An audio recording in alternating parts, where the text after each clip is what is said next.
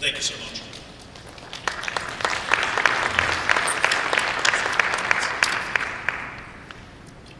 Okay, so before I get started, the first thing that I want to say is that for anybody that is standing in the back, there's still plenty of seats in front, so you can feel free to fill in.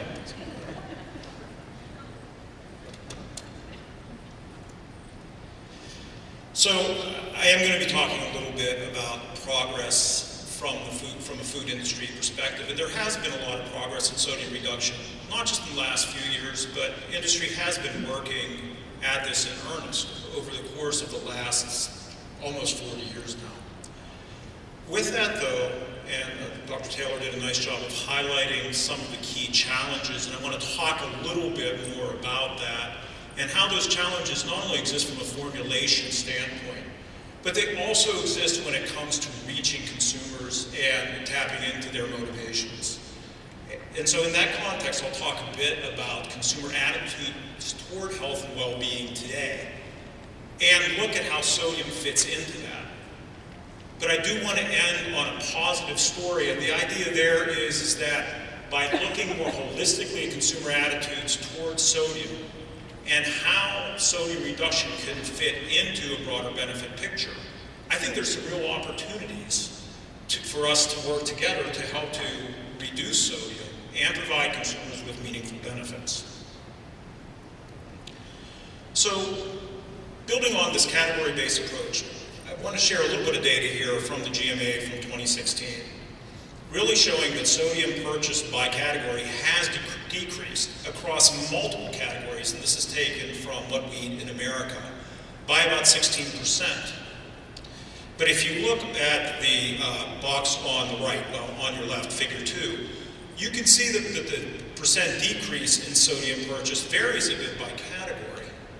And as I go through the presentation, I'll unpack some of the reasons for that and why it can be very different, or the strategy to reduce sodium might be very different if you're looking at, say, a snack where the salt is on the surface, or a soup where the salt is mixed in with the product. At Campbell, our ultimate goal is to be the leading health and well-being food company.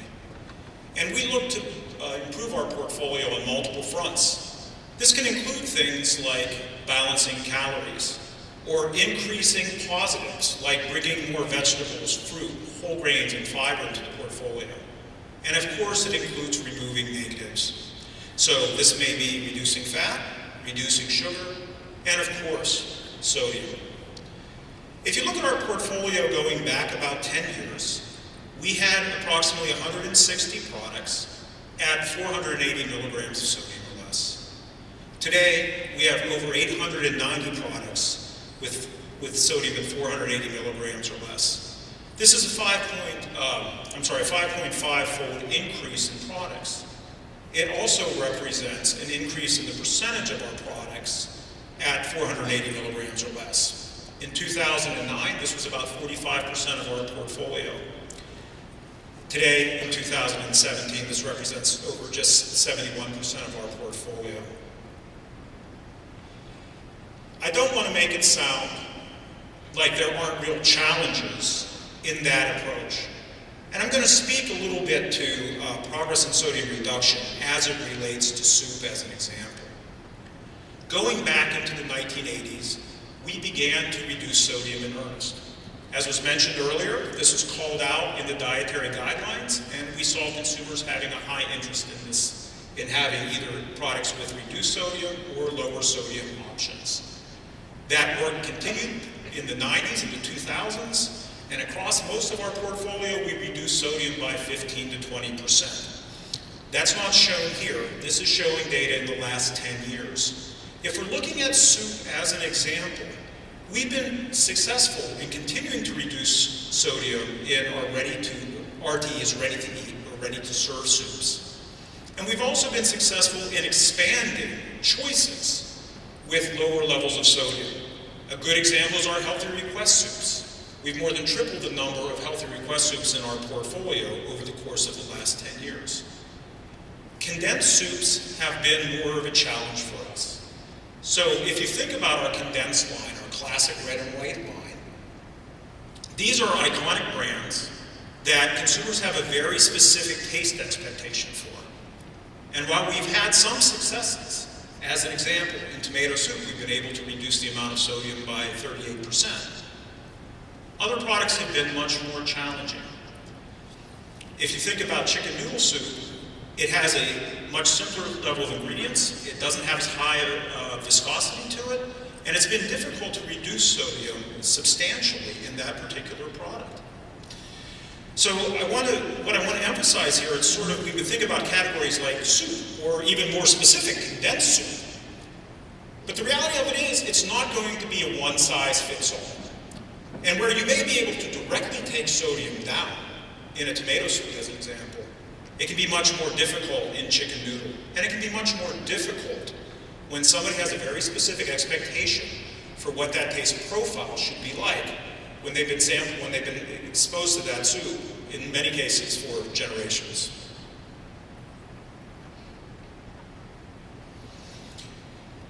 So, what is the challenge with sodium? As was alluded to before, salt plays many different roles in foods. It's important in soup, as I mentioned, to kind of increase the savory notes in a chicken broth. But it can also affect the character of certain vegetables, particularly after processing. Added salt, for example, helps carrots taste a little brighter. It's also very important in other categories as well. In snacks and baking, it's important to the browning. It helps to develop the nooks and crannies that you get in things like breads and muffins. Without it, products can be really very gummy. And I do want to underscore that while there are a variety of different types of salt substitutes, they don't necessarily perform the same way as salt. They don't necessarily have the same taste. And oftentimes, they are not viewed to be labeled as a friendly manner, meaning that consumers recognize salt or they recognize sodium chloride. They don't necessarily recognize or respond well to other substitutes that may allow us to reduce sodium, but go against current consumer needs for a clean label with easily recognizable ingredients. And the impact of salt on taste is much more than just affecting saltiness. Of course, it increases saltiness, but it can also decrease sweetness or bitterness. It can help build the savory flavors in umami, and depending on what type of a matrix is in, it may increase or decrease and have different interactions with sour tastes. So the important thing here is when you're trying a new recipe, each recipe really has to be handcrafted and tested, and that takes some time. Furthermore, the impact of salt is not just when you initially taste the product. So you have to mirror that taste profile. You have to, while the food is in your mouth, it plays a very important role in terms of texture and mouthfeel, and then also contributes to lingering flavors. So when you're looking at this, and you're looking at other substitutes, you have to put together a toolkit that could really mimic that at the initial taste, while the food is in your mouth, and then following consumption. So you can imagine there's no perfect magic bullet, no one-size-fits-all. Differences exist, as I said, across categories, whether you're talking about baked goods, sauces, or juices. It could be within categories, looking at canned soup versus a microwavable soup, and even within varieties, comparing say a condensed chicken noodle with a ready-to-eat chicken noodle type soup. Let me provide a little bit of data to help to illustrate this point. To orient you to this graph, this is looking at overall opinion and purchase intent of a chicken broth-based soup. The bars represent overall liking. This is a 9-point scale. And the golden line, is purchase intent. And in this particular example, what you can see is there's no change in liking or purchase intent with about a 10% reduction in this particular soup. However, it falls off pretty dramatically once you get to 15%. And you can see that purchase intent falls off even more dramatically with this small change. In contrast, if you compare that to a tomato sauce, what you see is that across all ranges of sodium that were tested here, the liking and the purchase intent remained about the same. So this gives an example where we actually were able to significantly reduce the amount of sodium that was in the product without having an impact to liking or purchase. Now, why would these be different? Again, with a broth, you might be looking at something more thin. When you're looking at a tomato sauce or tomato soup, you have a greater degree of texture.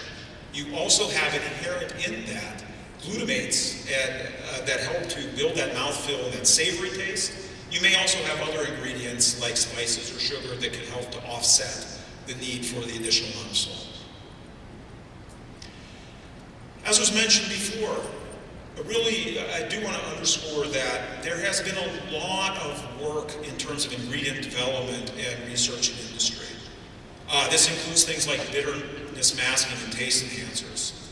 Looking at the physical structure of sodium compounds and different application methods, a lot of work has been done in receptor biology, pharmacology, and genetics.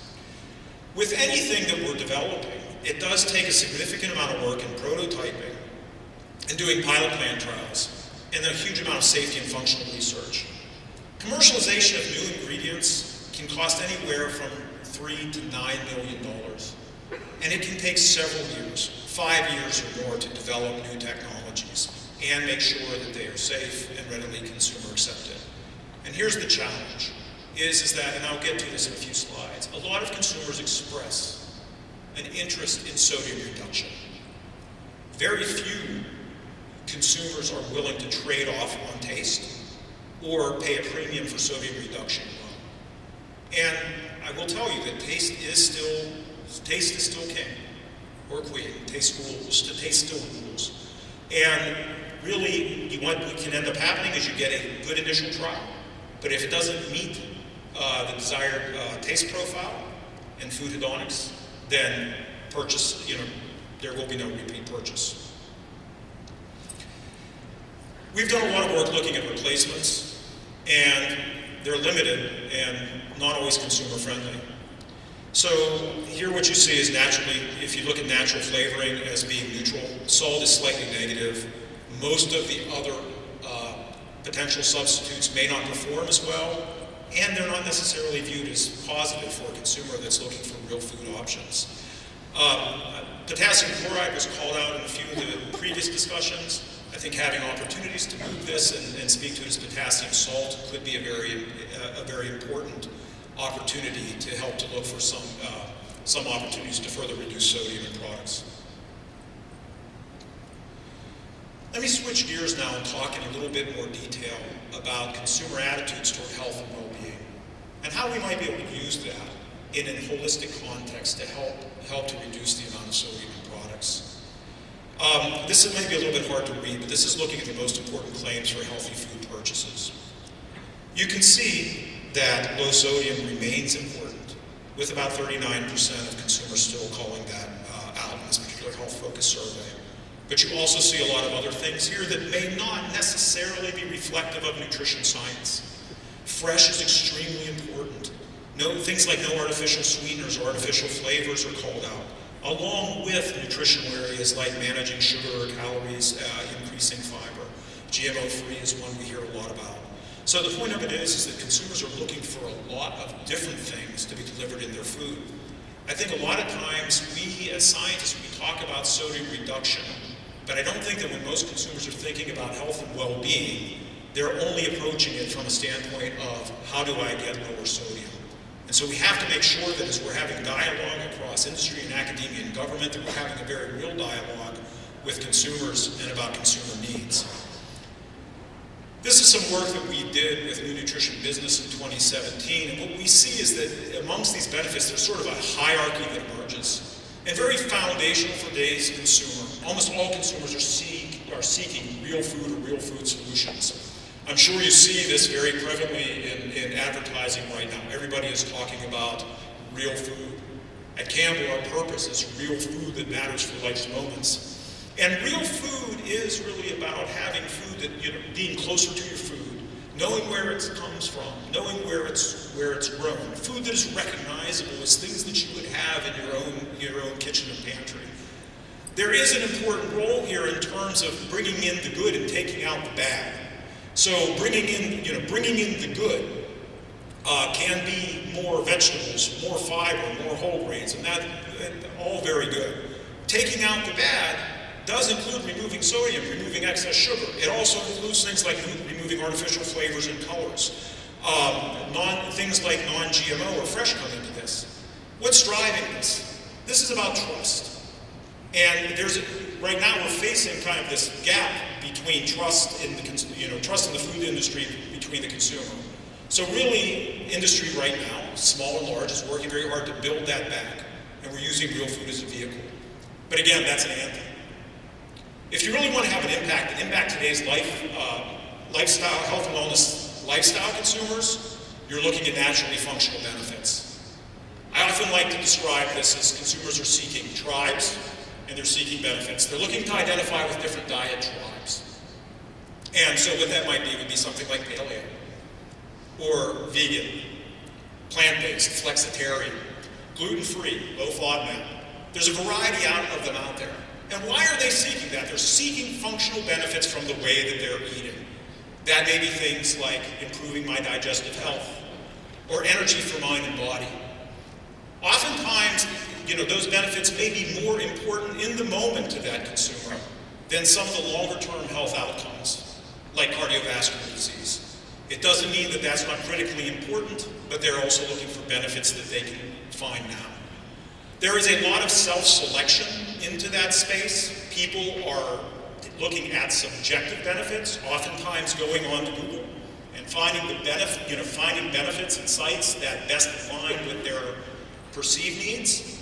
But where this is evolving from a need standpoint and then a food standpoint is going to be more personalized and customized solutions.